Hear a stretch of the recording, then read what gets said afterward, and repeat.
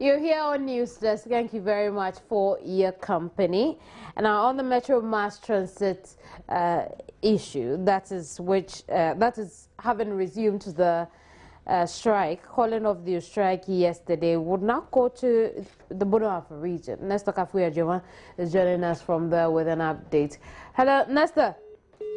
I think we've lost him there, but let's stay on issues around road transport. The Ghana Road Transport Coordinating Council last week announced a 5% reduction in transport fares. The decision follows a 10% reduction in petroleum price by the National Petroleum Authority. Now, consequently, the Ghana Private Road Transport Union, GPRTU, urged drivers to reduce fares. However, this has been ignored by those drivers. And if you have an experience, share that experience with me. I beg your pardon. On our social media platforms, join News on TV, on Facebook, and on Twitter. I am on Facebook as well, Kemininya Mania Man. I'll be more than glad to share your thoughts with the rest of us here. But here's what I want to find out for you and I: why these drivers are refusing to. I beg your pardon. I'm not sure what's wrong with my throat, but why these drivers are refusing to effect the changes in transport fares. So let's speak to Stephen Okudzeto, who's General Secretary for the GPRTU. Do I have Stephen over the telephone?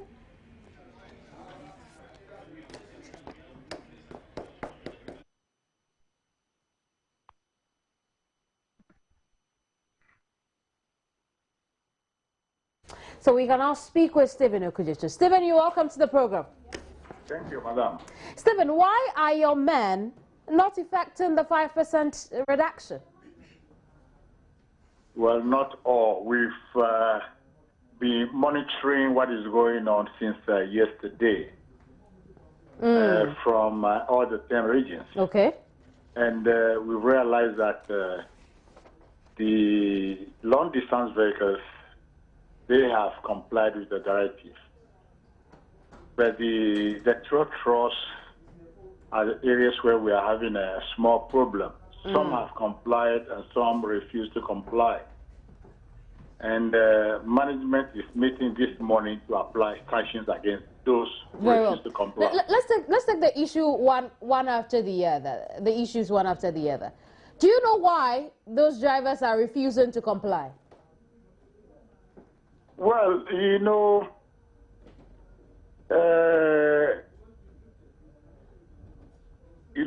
sometimes it is difficult. Human nature as we are, it's difficult when you're asking somebody to reduce fare on something. But then we also look at the whole thing and realize that we owe the commuters a duty. And we've made our decision very clear to the members that when fuel prices are increased, we are quick to increase. When it goes down, we must also equally go down. And this decision hasn't gone down well with some of our members. But at the same time, as a union, we have to put our foot and make sure that the right thing is being done. Stephen, but it sounds to me that these drivers do not have a reason for not complying. It is just utter disregard for the GPRTU. Yes, that is true. But at the same time, also let me caution you that not all drivers belong to GPRTU. Not all. I agree. We have other unions who are also in the system. And I don't know how they are going to sanction their members, but I can speak for GPRTU members. And since yesterday, the monitoring we've done, some have complied, some refused. Those who have refused, sanctions are going to be applied against them, and they are aware. I see. Now let's look at these sanctions you intend to apply. Well, the sanction is such that you'll be refused your loading rights at the various loading points. If you don't want to go down by 5 pesos or 10 pesos, and you are prepared to lose a whole day sales, that is up to them. But they already they already belong to various bus terminals. Most of them belong to bus terminals. And I'm wondering why it's so difficult to get those ones to comply with this 5%. Is it that the GPRTU or the coordinating council is helpless before these drivers, hence is not able to make these drivers comply to the 5% reduction? No, Madam, we are not helpless. We are trying to do our best. As I was telling you earlier on, you know, we have other unions also in the system. We have the floating vehicles also in the system. I can only speak for the GPRT members. You know, Greater Accra alone has over 255 branches, which is a lot. And the monitoring is the area where we are having a bit of a problem. The whole of yesterday, what I did was to talk to the regional chairmen, especially that of Greater Accra, telling them we should finish my office with those who refuse to comply.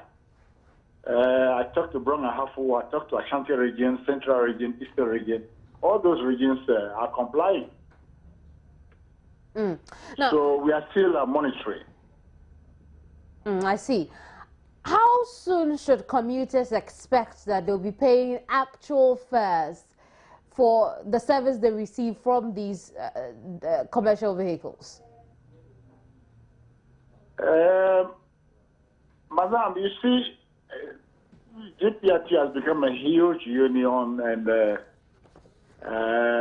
sometimes we also face our challenges. We sincerely believe they are going to comply. The way I look at things, the monitoring that we did yesterday, definitely they are going to comply. But it's only they are trying to be a bit of, you know, hesitant, you know. I am not convinced that they would comply, because then the last time we spoke, you said the same thing. Then we are here today again because these drivers, or some of these drivers, are not complying. We hear of sanctions that will be meted out, and I'm thinking, if these commercial drivers could go out there and still load on some passengers, how would that be much of a sanction? How? Let me assure you that they are going to comply. Just that? Let me assure that they are going to comply. You know, when persuasion fails, force will be applied. So once we apply the sanctions, they will hear of it. But and they will comply. In the first place, it's even difficult to know why these drivers don't want to comply. I mean, in solving the problem, we should know the cause of the problem so we can solve it. But we don't even know why these drivers wouldn't comply, and so it comes across as just absolute disregard for the coordinating council or the GPRTU in the case of your members. And then all you're telling us is that they will comply, even though you're not even sure when we would start having the effects of the reduction on the fares. How is that assurance? We are doing so many things within our powers, you know, to make sure that this directive is carried out. I can only appeal to the commuters to bear with us. And as the days goes by, those few ones in the system will be talked to. We are trying to do everything to make sure that they comply with the directives.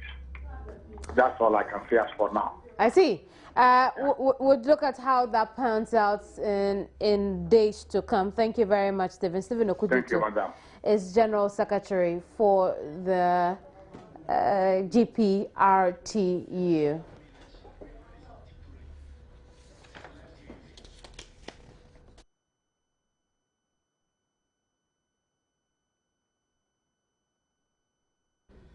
February 14 is not only Valentine's Day, it is also voting day in Nigeria. Nigeria might decide to retain Goodluck Jonathan as president or change in and bring in someone they think could do a better job at being president of Nigeria. But here in Ghana, you also know that there are a number of Nigerians here, over 2 million Nigerians resident in Ghana. And so when it comes to that political season, it is only prudent that the political parties appeal to those who live here. And so what we have realized here at Joy News is the fact that some of the political parties, or one of the major political parties in Nigeria, has put up billboards here in Ghana appealing to the Nigerian people resident here in Ghana to come back home and vote. Now that's the issue I want to look at now. Will they want to go home to vote